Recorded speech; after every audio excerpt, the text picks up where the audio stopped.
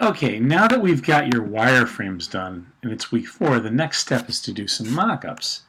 I want a mock-up of the homepage. That's the assignment this week. What's going to happen is you're going to submit it, and then we're going to have our fellow peers review each one. So I want to show you some mock-ups from last quarter. Now this course was on ground last quarter, but just to give you feedback on these mock-ups and to show what they might have been graded or what I'm looking for. And this assumes some experience with an image editor. If you want to use Axure, that's fine. It's very easy to add aesthetics to your wireframe. But again, I'm only looking for the homepage, so it's the theme that we're looking for. I want it to be exactly the way your homepage will be in this portfolio, because what happens with portfolio pieces is that human resource directors or employers will look at the first page and generally not go past it. So this theme, once we get your mock-up in, you can go into the CSS, which I'll show you in week 5, and from there you can add your styles, and then we can get this thing functioning, because time is running out quickly in this course. So I'm going to go ahead and unzip this, and we'll just take a look. Okay, so what I'm going to do is take a look at 4 of these, and I'll show you. This is one of my favorites right here, but I'll open the others up as well in preview. So good old Mac here. I'll just drag it in. Where is my preview? If not, no big deal, but I'd rather find this thing. There we go. There we go. So now we've got all of these in there. So these are mock-ups from a past class, and we ran the gamut with experience. Basically, some people didn't have any HTML whatsoever. That happens a lot with this. We're at Mesa where they don't read the advisories, but this is, I think, a very clean look, and also a design that matches OpenCart pretty well. The student did a nice job here. Now, whatever the name is, I don't care, but this would be a better mock-up if it said something like Stella's Modern Scents or something like that, Modern Fragrances. But so the name kind of takes away from it, but it is a clear font. Now, this font is actually a serif font, which generally I don't recommend, but here it does work. So when we look at this, it's very clean, and I like the white backgrounds. My focus is definitely on the images. I think a better image could have been chosen for this, just because the other two are transparent, and this could probably be transparent as well. This throws it off a little bit, but I still like the look and feel of this. The slight opacity on the shop button is excellent, and she just honestly, the key to good mock-up is using good photography. Actually, and in many ways, it's the key to the class, because you can always add these photos straight to your OpenCart template without even knowing HTML or CSS. So as we scroll down here, we've got a nice balance. You can see that this actually would be very easy to code responsively, but most of the OpenCart templates and themes are already responsive. But I think this was probably the best of the best mockups last quarter or last semester. It's got everything it needs, so that is a solid effort. Now let's look at some other ones here. Let me go to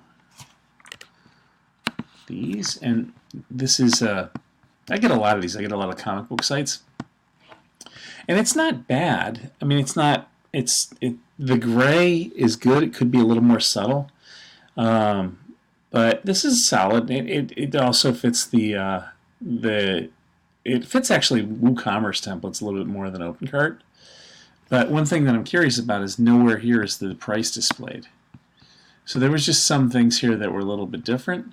But he's got widgets here. Generally, we assume, well, if we take this top to bottom, there's a little speck here for some reason that should be removed. But this button should be the same as these. So we're looking for consistency. This button should be to the right, and it should be pushed left, so that this is aligned with the left side, because people are generally used to the button being on this side. Now, this is all fine, but there is no price. And one of the most important parts of this course is actually showing price and using price anchoring. So that would get kicked back. But also, notice how there's no way to actually add these things to your cart. So this needs a little bit more. Like click here for more dates is fine, but try to write the design toward OpenCart if you're using OpenCart. You try to write it toward the solution. Let's go over to this one. This was actually a different type of project that I allowed, and it was for a yoga instructor. And one thing that's imperative about your portfolio is that the resolution is natural, and this looks compressed a little bit. As you can see, she looks a little bit scrunched down. I think this picture was probably higher than wide. And that's a pivotal mistake you don't want to make. And you can see that the dots here aren't circles, and that's why. Also, these 3 dots, notice there's more space here. And those are the things I'm going to be looking for in your portfolio, in your mock-up.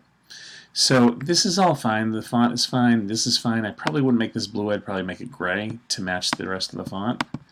But again, the images are a little bit cropped, so look at the resolution at the bottom. So be very cautious about that.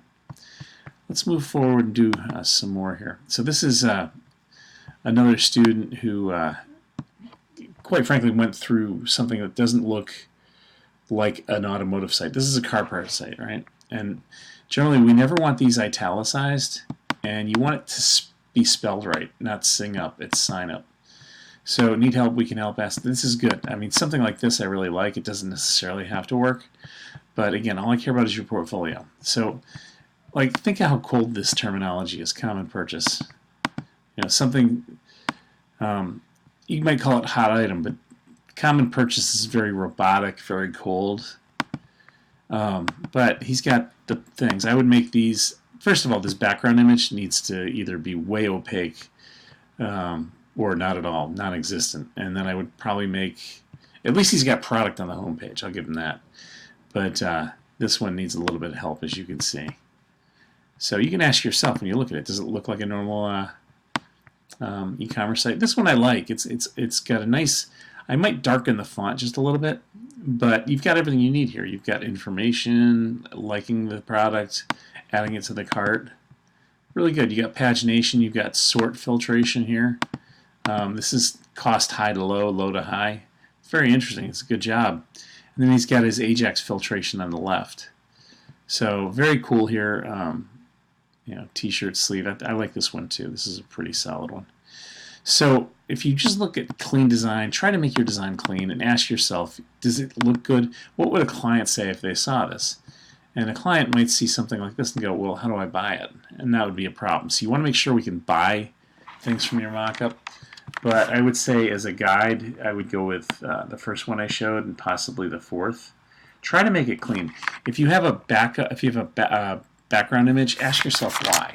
Because any type of background color or image tends to threaten or disrupt the user. And this is not a situation for that. Anyway, what will happen is you'll submit your mockups, and we'll go through them. You'll get feedback from me, and you'll get feedback from the rest of the class. And hopefully we can do one swing and then get it improved, and then add it and start integrating the cart, and then have a good portfolio piece. Okay? Thanks for listening.